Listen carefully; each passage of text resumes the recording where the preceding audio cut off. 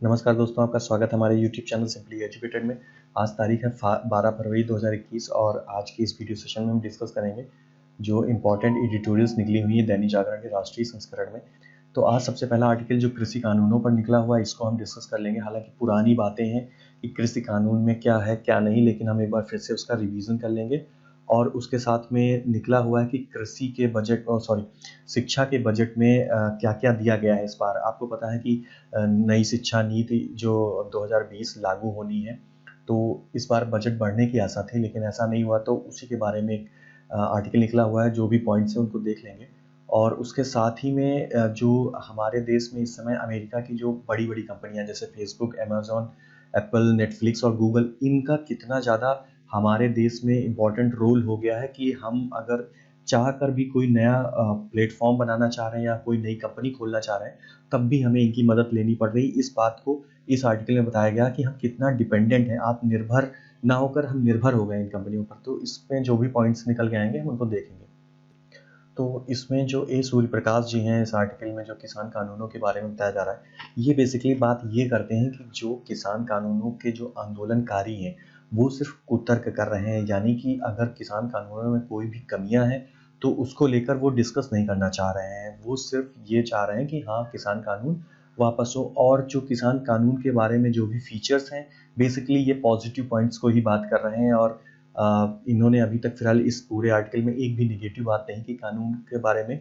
और हम सभी लोग जानते हैं कि कृषि कानूनों में लगभग में सुधार चाहिए है सभी फील्ड में। बहुत पहले से उम्मीद की जा रही थी कि कृषि कानूनों में सुधार हो, कृषि क्षेत्र में सुधार हो, तो वही कानून आए हैं। लेकिन कुछ एक दो कमियां हैं जो कि यहाँ पर नहीं बताई गई। लेकिन हम फिलहाल इस आर्टिकल में पूरा देख लेते हैं कि इन्होंने क्या बताया। तो ये सबसे पहली बात करते हैं कि जो पहला कानून है, कानून किसान उपज व्यापार एवं वाणिज्य संवर्धन एवं सुविधा, अर्थात जिसको हम लोग मार्केटिंग, एग्रीकल्चर मार्केटिंग कानून बोलते हैं। इसमें क्या होता है कि इसमें जो किसान होता है वो अपना अनाज कहीं पर भी किसी भी मंडी में या फिर किसी भी प्राइवेट फर्म को अपना माल बेच सकता है।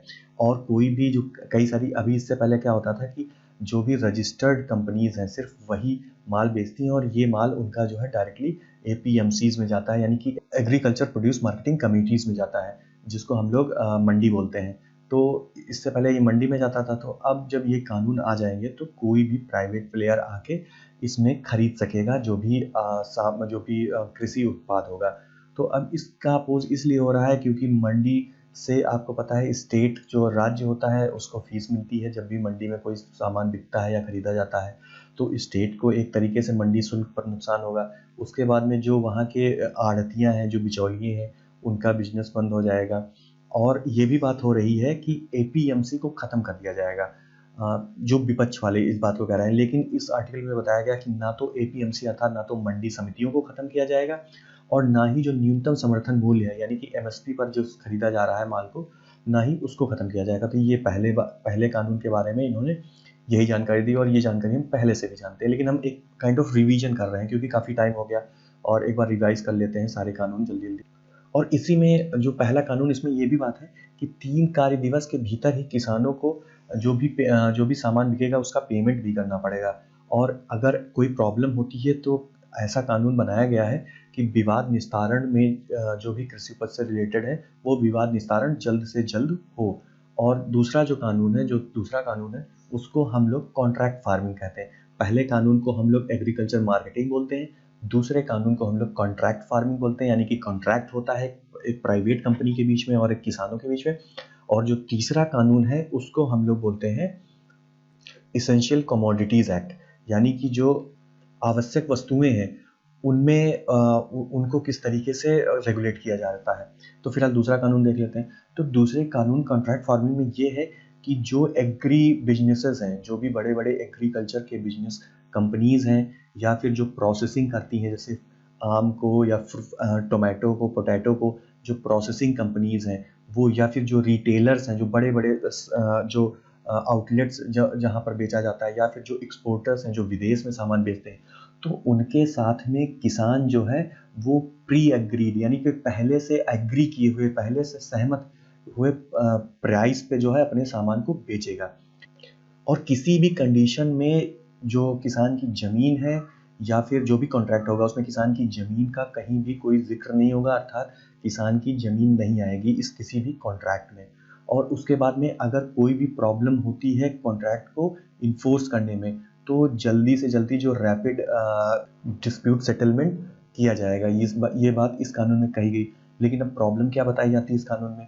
इस कानून में ये प्रॉब्लम बताई जाती है कि जो बड़े-बड़े जो बिजनेसमैन होंगे, उनके पास में अगर कोई भी डिस्प्यूट होता है किसान और ऑर्गेनाइजेशन के बीच में, तो जो बड़े-बड़े ऑर्गेनाइजेशंस होंगे, उनको एक एज रहेगा, उनको जो है ज़्यादा वो उनके पास क्योंकि फाइनेंशियल होगा, उनके पास पैसा होगा, तो वो कोई भी केस बड़ी आसानी से लड़ सकते हैं, लेकिन किसान नहीं लड़ पाएगा। ये बात कही जा रही, तो इस तरीके की चिंताएँ हैं इस केस में। उसके बाद में जो तीसरा कानून है, वो आवश्यक वस्तु अधिनियम है। आवश्यक वस्तु अधिनियम 1955 में क्या है कि कुछ कमोडिटीज़ यानी कि कुछ वस्तुएँ जो खाद्य पदार्थ जो हैं, उनको जो है रखा गया है कि इन उत्पादों पर हम जो सरकार है वो कंट्रोल रखेगी कि कोई भी प्राइवेट एंटिटी या गवर्नमेंट एंटिटी बिना गवर्नमेंट के आदेश के उनको होल्ड ना करे, बहुत बड़ी मात्रा में उनको स्टोर ना करे। ये बात इस कानून में बताई गई। तो इस कानून में जो खाद्य पदार्थ थे, उनमें कुछ खाद्य पदार्थों जैसे हमारी जो भी दालें होती हैं या अनाज होते हैं, आलू हो गया, टमाटर हो गया, प्याज हो गया, तो इन खाद्य पदार्थों को इस लिस्ट से बाहर निकाल दिया गया है। यानी कि अब ये सामान कोई भी प्राइवेट कंपनी चाहे जिस मात्रा में चाहे उस मात्रा में स्टोर कर सकती है। सिर्फ स्टोर कब नहीं कर पाएगी, जब कोई इमरजेंसी की सिचुएशन होगी, जब कोई आपातकाल होगा, और ये सरकार के द्वारा नोटिस किया जाएगा। तो इसमें भी किसानों का कोई नुकसान नहीं है, ये बताया जाता है। और नुकसान किसका होगा? इसमें नुकसान तो उपभोक्ता का होगा ना, जो खरीदेगा। क्योंकि आप लोग अधिकतर देखते हैं कि कई बार जब इलीगल तरीके से प्याज की होल्डिंग कर लेते हैं लोग, तो फिर प्याज के दाम कितने मार्केट में बढ़ जाते हैं। तो इससे लेकिन किसानों का नुकसान नहीं हो रहा है, इससे नुकसान हो रहा है उपभोक्ता का। लेकिन अब ये भी पता होना चाहिए कि उपभोक्ता भी तो किसान ही है, क्योंकि कुछ किसान ऐसे भी तो होंगे भाई जिनके पास में जो प्याज नहीं उगाते होंगे, जो आलू उगाते होंगे, तो उनको प्याज तो मार्केट से खरीदना पड़ेगा। और अगर इस तरीके की होल्डिंग होती है तो उससे तो अल्टीमेटली किसान को ही नुकसान होगा। तो ये एक ऐसा एक्ट है जो मुझे भी अभी तक समझ में नहीं आया, जो कि काफ़ी नुकसानदेह लगता है। हालांकि ये बताते हैं कि इससे जो है कंपटीशन बढ़ेगा मार्केट में, लेकिन मुझे सिर्फ यही एक कानून है जिसमें प्रॉब्लम लगती है। अदरवाइज जो और कानून है उसमें काफ़ी इम्प्रूवमेंट है और किसानों की कंडीशन बहुत इम्प्रूवमेंट होगी। इसके आगे आर्टिकल में सिर्फ ये एक राजनीतिक बात वही करते हैं कि इससे पहले जब 2004-5 में शरद पवार जो कि कांग्रेस की पार्टी थी, कांग्रेस की सरकार थी, उसमें शरद पवार जब कृषि मंत्री थे तो वो लगातार दौड़ भाग रहे थे कि जो एपीएमसीज हैं, जो एग्रीकल्चर प्रोड्यूस मार्केटिंग कमेटीज हैं, वो मंडियां हैं, उनमें जो है कुछ संशोधन किए जाए और प्राइवेट प्लेयर्स को उतारा जाए मार्केट में, ताकि जो खरीद है, अनाज की खरीद हो या खाद्य पदार्थों की खरीद हो, वो उसमें ज़्यादा से ज़्यादा निजी क्षेत्र का इन्वॉल्वमेंट रहे। तो ये बात जो पवार हैं यानी कि शरद पवार जो पहले की सरकार है वो जानती है, और उसने प्रयास भी किए। उसने राज्य जो कई सारे राज्य हैं हमारे देश में, उनके राज्य के मुख्यमंत्रियों से भी बात की। लेकिन अब वही बात है कि जब वो विपक्ष में इस समय, तो वो पूरी तरीके से इसका विरोध कर रहे हैं। उसके बाद में ये बात बताई जा रही है कि ऐसा नहीं कि ये जो नियम है यानी कि जो हमारे तीनों कृषि कानून है ये एकदम से लागू हो जाएंगे, ऐसा भी नहीं है। इसमें क्या होगा कि इससे पहले 2017 में एक मॉडल के रूप में जो है मॉडल कृषि विपणन, यानी कि जो हमारा एग्रीकल्चर मार्केटिंग वाला जो हमारा पहला जो कानून है, तो उस कानून का एक मॉडल कानून जो है इससे पहले 11 राज्यों में पूरी तरीके से और 6 राज्यों में आंशिक रूप से लागू किया जा चुका है। यानी कि एक एक्सपेरिमेंट के तौर पर, प्रयोग के तौर पर ये ऑलरेडी यूज हो चुका है कुछ राज्यों में। और 2018 में अनुबंध खेती को भी मॉडल के रूप में जो है कई राज्यों में लागू किया गया था। पंजाब में अनुबंध खेती यानी कि जो कॉन्ट्रैक्ट फार्मिंग है 2013 से ही लागू हुई। आपको पता है कि पंजाब में लोगों के पास में जो जमीन का जो एरिया है वो पर पर्सन जो है बहुत ज़्यादा है, यानी कि हर एक व्यक्ति के पीछे बड़ी मात्रा में ज़मीन है। जबकि यूपी में और जो बिहार वगैरह में अपने यहाँ पर जो प्रति व्यक्ति के पास में जो ज़मीन है उसकी मात्रा बहुत कम है, लेकिन पंजाब में ज़्यादा है। तो वहाँ पर जो कॉन्ट्रैक्ट फार्मिंग है वो बहुत ही सक्सेसफुल मॉडल है वहाँ का, और वहाँ के किसान बहुत बेनिफिट भी उठा रहे हैं इस चीज़ से। लेकिन उसके बाद में भी पंजाब के किसान ही इसका सबसे ज़्यादा विरोध कर रहे हैं, और ये बहुत ही दुख की बात है। तो कुल मिला के इस आर्टिकल से आप अपनी समझ विकसित करिए और आप समझिए कि क्या किसानों के लिए क्या हितकर है और क्या अहितकर है। तो अगला आर्टिकल है कि नए बजट में जो है शिक्षा को कितना जगह दी गई है, कितने प्रयास जो अभी तक सरकार बोल रही कि हम शिक्षा में ये करेंगे वो करेंगे, तो उसके लिए बजट पे जो ज़मीनी स्तर पर सरकार क्या कर रही है। तो कुल मिला के सबसे पहले तो आप जान लीजिए कि इस बार का जो बजट आया उसमें जो सरकार ने जितना इन्वेस्ट किया वो है 93,224 करोड़ रुपए शिक्षा विभाग को दिए, जबकि इससे पहले पिछले साल यानी कि 99,312 करोड़ रुपए घोषित किए गए थे कि बजट में खर्चा होगा। तो पिछली बार से घोषित किए गए बजट से करीब 6.14% यानी कि 6% आप मान लीजिए कि करीब 6% जो हमारा बजट है वो कम है शिक्षा का पिछली बार के कंपैरिजन में। अब आप देखिए, हर बार बात होती है जब पिछली बार नई शिक्षा नीति 2020 आई, न्यू एजुकेशन पॉलिसी आई, उसके अनुसार ये बताया गया कि जो जीडीपी का 6% शिक्षा में खर्चा किया जाना रिकमेंडेड है, मतलब कि 6% रिकमेंड किया जाता है। लेकिन अभी तक कितना खर्चा हो रहा है? 3% या फिर 3 से 3.5% के बीच में ही शिक्षा में पूरे जीडीपी का, हमारे देश की जो जीडीपी है उसका खर्चा किया जाता है। तो इस आर्टिकल में यही बताया जाता है कि इस पूरे, आपको पता है कोविड के टाइम पर शिक्षा का बहुत ज़्यादा नुकसान हुआ। बच्चों ने ऑनलाइन शिक्षा ज़रूर प्राप्त की, लेकिन कई जगहों पर जो इंटरनेट की व्यापकता है और उसकी जो प्रैक्टिकलिटी है वो इतनी पॉसिबल नहीं थी कि लोग जो है पूरी तरीके से सारे बच्चे जो हैं वो ऑनलाइन एजुकेशन प्राप्त कर सके। तो अब इस आने वाले सत्र में चूँकि हमें न्यू एजुकेशन पॉलिसी भी लागू करनी है, तो हमें ज़्यादा से ज़्यादा इन्वेस्टमेंट और बढ़ाना चाहिए था। हमें कहीं न कहीं से बजट का एलोकेशन और करना चाहिए था। अगर हम आत्मनिर्भर भारत और नए भारत की बात करते हैं, इनोवेटिव भारत की बात करते हैं तो अब चूँकि नए बजट में आपको पता है कि जैसे आंगनबाड़ी के लिए जो हमारी जो एजुकेशन जो सिस्टम है उसको कर दिया है इन्होंने 5+3+3+4, अर्थात जो भी बच्चा सबसे पहले एडमिशन लेगा वो 3 साल से और 6 साल की उम्र के बीच में वो आंगनबाड़ी यानी कि जो प्री प्राइमरी होता है उसमें रहेगा। तो अब जब बच्चा प्री प्राइमरी में रहेगा तो ऑब्वियस सी बात है कि हमारा बजट तो इंक्रीज होना चाहिए था, क्योंकि अभी तक आंगनबाड़ी कार्यक्रम जरूर होता है लेकिन वो कंपलसरी नहीं है। तो अब जब कंपलसरी हो जाएगा तो हमें ज़्यादा बजट की आवश्यकता होगी, हमें ज़्यादा एमडीएम मिड डे मील जो बच्चों को खिलाया जाता है उसमें ज़्यादा आवश्यकता पड़ेगी हमें। उसके बाद में कोविड के बाद में जो एक महामारी आई, जो एक बहुत बड़ी आपदा आई, तो अब आपदा के पश्चात में उसका प्रबंधन करने के लिए कि बच्चे जब स्टार्टिंग में स्कूल में आएंगे तो उसके लिए कोई अलग से स्पेशल बजट एलोकेट नहीं किया गया और कोई स्पेशल जो है कार्यवाही नहीं बताई गई, ये बताया गया। और इसमें ये बताया जाता है कि बजट में जो है 15,000 स्कूलों को नई एजुकेशन पॉलिसी के अंतर्गत सुदृढ़ करने की बात की गई है।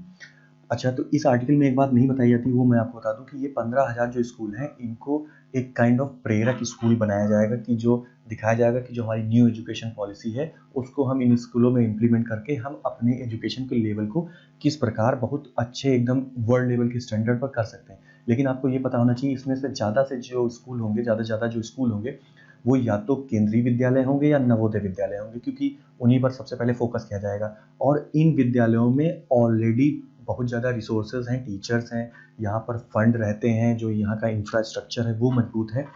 तो ये बात कही जाती है कि इन स्कूलों पर ज़्यादा फोकस ना करके जो हमारे रूरल क्षेत्र के स्कूल हैं उनको ज़्यादा से ज़्यादा प्रेरक स्कूल बनाना चाहिए था, ताकि जो आस पड़ोस के स्कूल हैं वो प्रेरणा लेकर वो भी सुधार कर सके। उसके साथ ही साथ 100 सैनिक स्कूलों का भी निर्माण करने की बात की गई इस बजट में। तो हालांकि इस आर्टिकल में तो ग्रीसर मिश्र जी नहीं बोलते हैं। Greaser Mishra ji education department में, दिल्ली यूनिवर्सिटी में एजुकेशन डिपार्टमेंट में है। इस आर्टिकल में वो ये बात नहीं करते, लेकिन 100 सैनिक स्कूलों की जो बात है कि इसी बजट में उनको ये बात बोलनी थी, तो ऐसा पॉसिबल था कि वो इसको नेक्स्ट बजट के लिए कर देते, क्योंकि इस बार का जो बजट है वो ज़्यादा से ज़्यादा स्वास्थ्य पर फोकस किया गया है और ज़रूरी भी है, क्योंकि महामारी के दौर से भारत गुजरा और हमें ज़्यादा से ज़्यादा बजट चाहिए स्वास्थ्य के लिए। हमें अपना बेसिक इंफ्रास्ट्रक्चर मजबूत करना है स्वास्थ्य का। लेकिन जो 100 सैनिक स्कूल खोलने की बात थी इसको हम अगले बजट के लिए रख सकते थे। उसके साथ बताया जा रहा है कि 750 करोड़ जो है आदिवासी विद्यार्थियों के आवासीय विद्यालय और 20 करोड़ रुपए जो है एकलव्य विद्यालय पर खर्चा किए जाएंगे। पर्वतीय क्षेत्रों में 18 करोड़ रुपए और अनुसूचित जाति के विद्यार्थियों के लिए 35,219 करोड़ 2026 तक खर्चा करने का प्रोग्राम बनाया गया है। तो इस तरीके की बहुत सारी छोटी छोटी बातें हैं जो बताई गई हैं। मिड डे मील में जैसे 500 करोड़ रुपए खर्चा करने का प्राविधान किया गया है।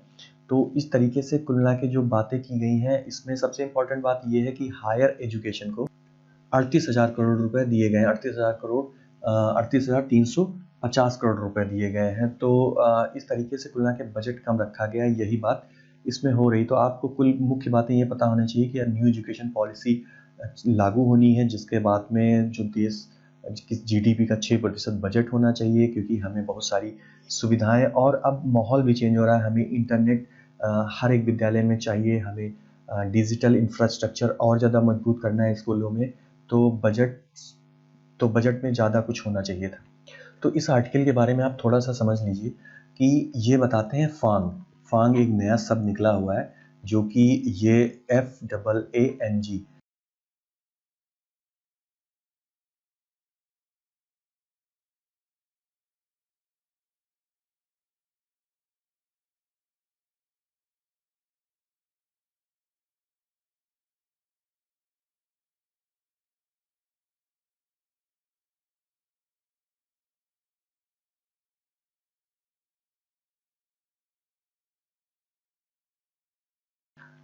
फेसबुक, अमेजन, एप्पल, नेटफ्लिक्स और गूगल, ये 5 कंपनियां हैं जिनका 2020 में इस समय इनकी जो टोटल पूंजी है वो 56 खरब डॉलर से ज़्यादा है, इन पांचों कंपनियों को मिलाकर। और ये पांचों कंपनी आपको पता है कि यूएस की है।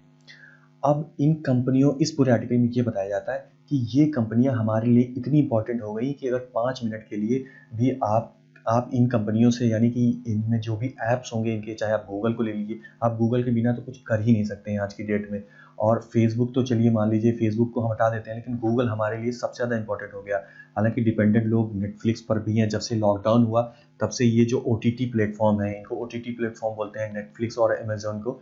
तो ये जो नेटफ्लिक्स अमेजोन है, जब से लॉकडाउन हुआ उसके बाद में इनकी जो व्यापकता है वो बहुत ज़्यादा इंक्रीज हो गई है। उसके साथ ही साथ गूगल की जो सर्विसेज हैं, जैसे जीमेल हो गया या यूट्यूब हो गया। अब यूट्यूब 2005 में एक 3 लोगों की एक स्टार्टअप कंपनीज थी। उसके बाद में 2006 में जब इसने गूगल से टाई अप किया, अब जब सबसे ज़्यादा जो विज्ञापन लेके आता है गूगल के लिए, वो यूट्यूब ही लेकर आता है। तो गूगल की पेरेंट कंपनी अल्फाबेट है, आपको ये पता होना चाहिए। तो अब आप, ये सबसे बड़ी बात हो रही है कि हमारे देश में हम आपको पता है कि हमारी इंडिया का जो IT हब है वो पूरे विश्व में फेमस है। पूरे विश्व में सबसे ज़्यादा सॉफ्टवेयर इंजीनियर्स हमारे यहाँ से ही जाते हैं, और हमारे देश से ही जो सॉफ्टवेयर आउटसोर्सिंग का काम होता है, यानी कि जितनी भी बड़ी बड़ी IT कंपनीज हैं, आपने देखा होगा वर्ल्ड की, उनके जो सेंटर्स इंडिया में हैं, और इंडिया में उनके कॉल सेंटर्स हैं, उनके टेक्निकल सपोर्ट्स हैं, सॉफ्टवेयर डेवलपर के सपोर्ट्स हैं यहाँ पर। उसके बाद में भी इंडिया के पास में ऐसे बड़ी स्टार्टअप्स क्यों नहीं है, जो कि जैसे यूएस के, या फिर हमारी जो और स्टॉक एक्सचेंज है यूएस की, वहाँ पर क्यों नहीं लिस्टेड हो पाती हैं बड़ी, क्योंकि जैसे बड़ी 5 कंपनियां हैं ये, तो ये हमेशा जो यूएस की स्टॉक मार्केट है वहाँ पर टॉप पे रहती हैं ये कंपनियां। तो हमारे देश में इस तरीके का स्टार्टअप क्यों नहीं हो पा रहा है, भारत सरकार इस पर क्यों नहीं फोकस कर रही है, और हमारे देश के जो युवा हैं, जो हमारी एजुकेशन सिस्टम है, वो इस तरीके के एंटरप्रेन्योर्स को क्यों नहीं निकाल पा रही, ये बात हो रही है। क्योंकि हम डिजिटल क्रांति की बात कर रहे हैं, हमने डिजिटल इंडिया बात करते करते हमको 5 साल हो चुके हैं। हम अगर स्पेस के क्षेत्र में बात करें तो हम मंगलयान और चंद्रयान और जितनी भी सैटेलाइट्स हैं, बहुत ही इकोनॉमिकली सैटेलाइट्स हम लोग लॉन्च करते हैं। पूरे विश्व में लोग डिमांड करते हैं, पूरे विश्व के देश की, हमारे देश से जो है इकोनॉमिकली सैटेलाइट्स लॉन्च हो जाए।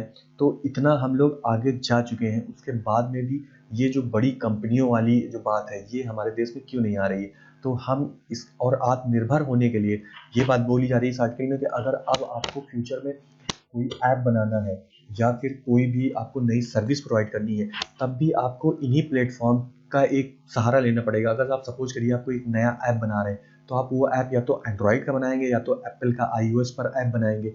अगर आप एंड्रॉयड का ऐप नहीं बनाते हैं, तो अब आप सोचिए कि कोई नया ऐप चल ही नहीं पाएगा, क्योंकि पूरी जो मार्केट है इंडिया की, जितने भी स्मार्टफोन्स हैं वो तो एंड्रॉयड पर ही चलते हैं, और एंड्रॉयड गूगल का है, गूगल का पूरा कब्जा है एंड्रॉयड पर, और इसके लिए गूगल मनमानी भी करता है। अभी बात हो रही थी कि गूगल ने 30% फीस भी बढ़ा दी है। अगर जितने भी ऐप के जो भी ओनर्स हैं, जो भी बेनिफिट उसमें होता है, तो उसका 30% गूगल लेती है। सोचिए इतना बड़ा अमाउंट गूगल लेती है, और इसके ऊपर गवर्नमेंट कुछ कर भी नहीं पा रही है। तो ये बताया जा रहा है कि हम आत्मनिर्भर अगर होने का प्रयास भी कर रहे हैं, अगर हम कोई ऐप बना रहे हैं, कोई सर्विस प्रोवाइड, तब भी हमें इन कंपनियों के ऊपर निर्भर होना पड़ रहा है। अब इन कंपनियों की व्यापकता इतनी ज़्यादा हो चुकी है, ये बात इस आर्टिकल में की जा रही है, और इस चीज़ को हमको भी विचार करना चाहिए।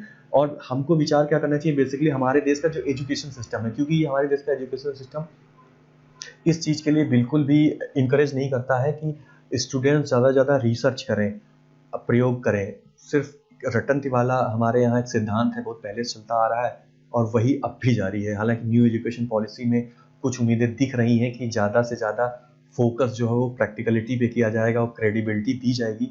अगर कोई भी स्टूडेंट थोड़ा सा भी एजुकेशन प्राप्त करता है, कि जैसे अगर हायर एजुकेशन में वो जाता है और 4 साल का कोर्स है, अगर वो 1 साल में छोड़ देता है, तब भी उसको कुछ क्रेडिट्स दिए जाएंगे। तो इस तरीके की हालांकि इनिशिएटिव स्टार्ट किए गए हैं और उम्मीद है कि आगे फ्यूचर में हमें इस तरीके का एजुकेशन सिस्टम, इन्वायरमेंट, सराउंडिंग्स मिलेंगी, जिससे आने वाला भारत का युवा जो है वो इस तरीके के स्टार्टअप्स स्टार्ट कर पाएगा।